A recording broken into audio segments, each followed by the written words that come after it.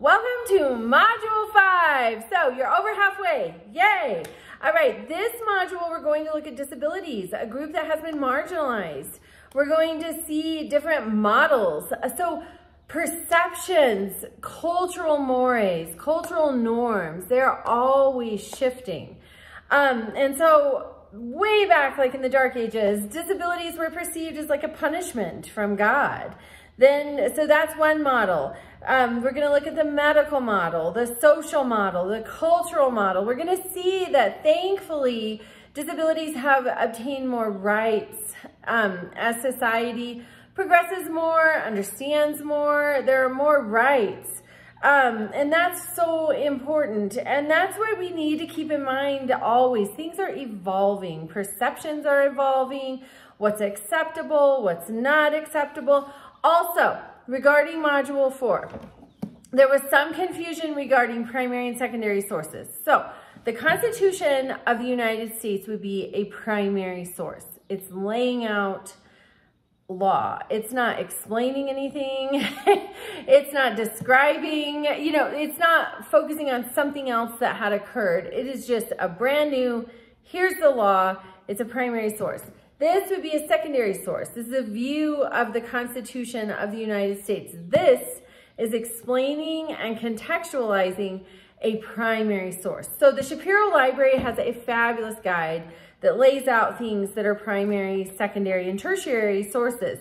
So primary sources would be like a photograph of anything, a person involved in an event or an event. It would be a journal entry. It's something new. It's not explaining something that happened before. They were in the moment. It's new. It's fresh. That's primary. And the secondary explains, contextualizes, helps us understand what happened.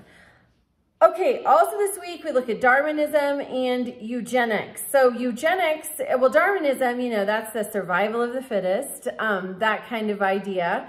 Eugenics is where we were looking for selective breeding, so that, the ideal person. And we do this with horses. I live on a working farm, and we have a bloodline of horses that we love. So most of our horses are closely related because they come from Mr. Gunsmoke is a quarter horse, and it's his line that we really love. They're athletic, they're smart, they're easy to train, they love their jobs. So they're all closely related. So we had a little stud colt, and you don't, perform the operation to make them geldings until they're about a year or two old. And so this little stud colt was running around and got out a couple of times. And because of that, we have two foals that we were not counting on. One, he got into the neighbors, so that foal is not closely related, but the other one that has not been born yet, but is going to be soon, is closely related. That's an accident. We did not mean for that to happen. And we see that with eugenics. Sometimes, there are mutations and things that happen, unplanned things happen. And so we see that there's always a goal of something good, but there are sometimes those unexpected consequences that are not good. So we're going to look at that, and you have your initial discussion post due Thursday. You have your paper due on Sunday, your responses to your peers on Sunday. I love how encouraging you are to each other. Please continue that, but also always be constructive. Look at those prompts. Look at what the prompt is asking for in your responses. Let's be constructive. That helps your peers. Everything in this class is geared toward that final project.